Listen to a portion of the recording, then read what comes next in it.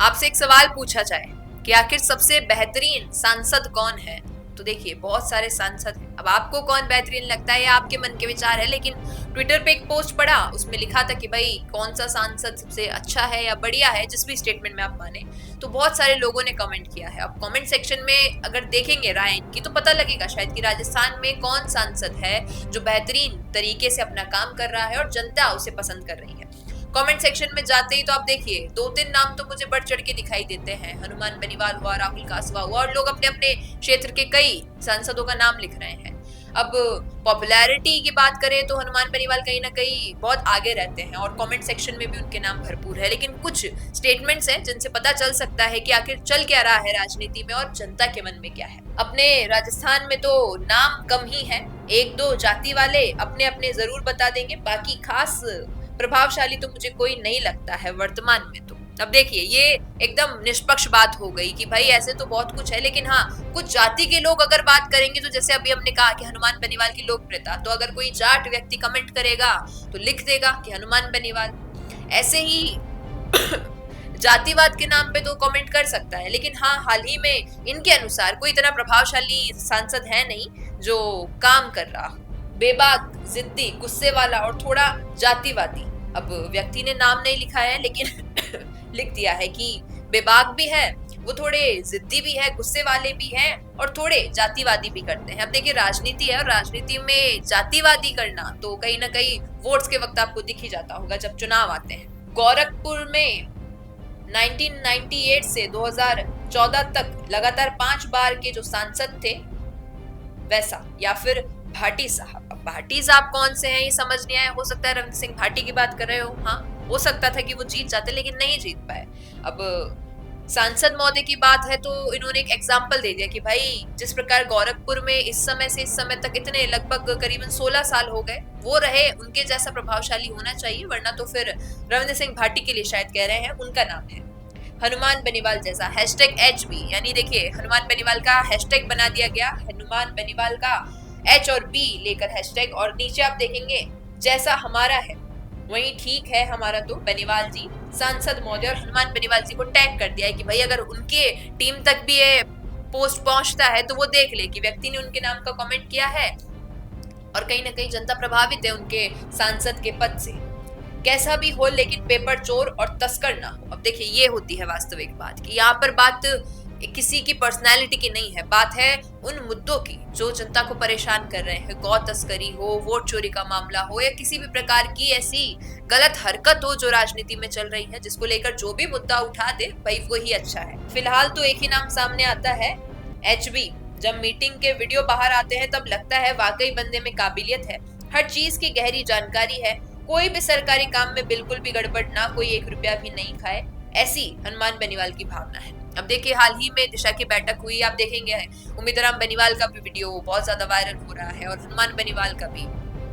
अब इन चीजों को लेकर लोग कहने लगते हैं कि भाई जहां पर कोई नेता हर चीज का एकदम बारीकी से जवाब दे, हर चीज के बारे में गहराई से जाने, तो जनता समझ जाती है कि भाई हाँ ये वास्तविक रूप में काम कर रहा है, और अगर इसे जानकारी है इस मुद्दे की तो कहीं ना कहीं उसे ये भी पता है कि समस्या शुरू कहाँ से हुई है, समस्या खत्म कैसे होगी और कहाँ से हो। हनुमान बेनीवाल जैसा ही होना चाहिए। नागौर जब जाता हूँ यहाँ की जनता कहती है सांसद बेनीवाल भले आवास पर नहीं मिले परंतु उनके घर के दरवाजे सुनवाई के लिए 24 घंटे खुले रहते हैं, सुविधाएं व्यवस्थाएं मिलती है। अब देखिए ज्यादातर होता है कि लोकसभा का दौरा रहता है तो दिल्ली या फिर कई चीजों को लेकर राजस्थान में भी यहाँ वहाँ दौरा रहता है, और एक नेता के लिए तो सबसे जरूरी यही होता है कि जनता से मिले, बातचीत करे, उनकी समस्याओं को हल करे, तो ये दौरे तो चलते रहते हैं। लेकिन लोग कह रहे हैं कि अगर अपने आवास पे भी नहीं मिलते हैं वो नागौर में, तो उनके यहाँ पर 24 घंटे ये सुविधा तो उपलब्ध है कि आपकी क्या परेशानी है वो सुनी जाएगी, बाकी टीम मेंबर या बाकी घर वाले वहां जरूर रहते हैं। हनुमान बेनीवाल उम्मीदराम बायतू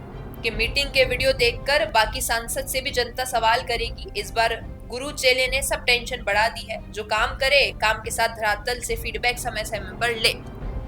हम बात कर रहे थे इतनी देर हनुमान बेनीवाल और उम्मीदराम बेनीवाल की, और एक कमेंट उन्हीं के नाम का आ गया है कि भाई जिस प्रकार के 2 दिशा की बैठक के वीडियो वायरल हो रहे हैं, इससे सीखने को मिलता है कि गुरु और चेला। वो इसलिए कहा कि भाई उम्मीदराम बेनीवाल पहले हनुमान बेनीवाल के साथ थे, अब पार्टी चेंज कर ली है, लेकिन कहीं ना कहीं वो गुरु चेले वाली जो एक जोड़ी है वो बहुत ही प्रभावित कर रही है राजनीति में और बाकी सांसदों को इनसे सीखना चाहिए। अब नीचे आप देखेंगे एक और नाम राहुल कासवा है, अच्छा है। अब राहुल कासवा की भी बात हो रही थी और हमने भी कहा था कि कुछ नाम हाईलाइटेड रहते हैं और जब कमेंट सेक्शन में जा रहे थे तो यही 3-4 नाम दौड़ कर आ रहे थे, तो शायद हो सकता है चुरू के राहुल कासवा जैसा सांसद जो मोदी सरकार से त्याग पत्र देने के बाद भी, कांग्रेस में आने के बाद भी जनता उसको भारी बहुमत से जिता दे, उसका जैसा सांसद पूरे भारत में नहीं है, ना दलितों में, ना बाकी जाटों में, ना ठाकुरों में, ना ब्राह्मण में।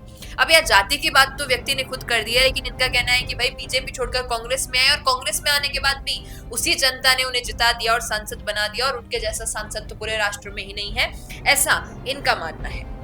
हमारा तो सांसद और विधायक दोनों एक जैसे ही है। अब एक जैसे तो हो सकता है भैया दोनों ही अच्छे हों या दोनों ही थोड़े से भ्रष्टाचार में लिप्त हो, नाम स्पष्ट नहीं किया गया और ना ही हम ये जान सकते हैं कि भाई ये कहाँ से है। शिक्षित होने के साथ साथ जनता के हित की सोचने वाला भी हो। अब देखिए, जब से ये एक मोर्चा शुरू हुआ है कि युवा नेता हो, तो लोग कहते हैं कि भाई युवा हो, साथ साथ शिक्षित हो और जनता के मुद्दों को जाने, क्योंकि अगर एक्सपीरियंस और बड़े बुजुर्ग राजनीति में आते हैं तो वो जातिवाद करने लगते हैं, युवा ऐसा नहीं करते हैं। ये मानसिकता धीरे धीरे जनता की बनती जा रही है।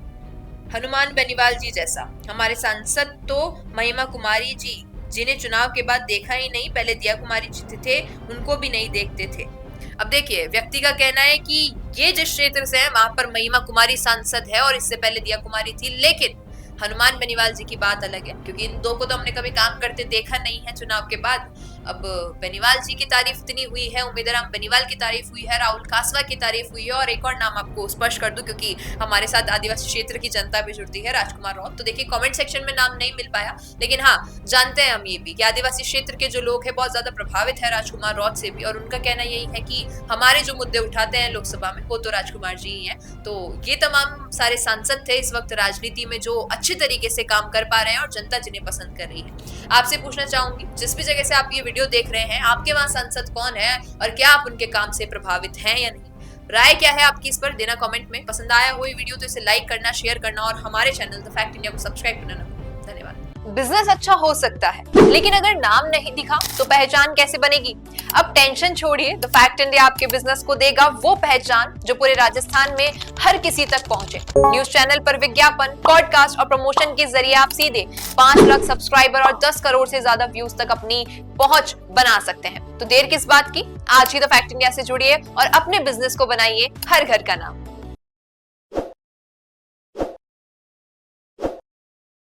ताज़ा खबरों के लिए विजिट करें द फैक्ट इंडिया की वेबसाइट और डाउनलोड करें द फैक्ट इंडिया ऐप।